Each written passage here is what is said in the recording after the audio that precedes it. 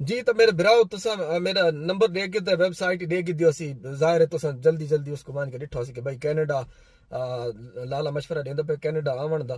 तो मैं मशवरा ना देंदा, मैं इंशाल्लाह थाको गाइड जरूर करे सा। तुसा नोट कर घेनो कि कनाडा विजिट वीजे वास्ते थाको केड़ी केड़ी इंफॉर्मेशन चाहिए। तो थाको कनाडा विजिट वास्ते अगर तुसा बिजनेस कर दो तो बिजनेस दे डॉक्यूमेंट तैयार कर घेनो।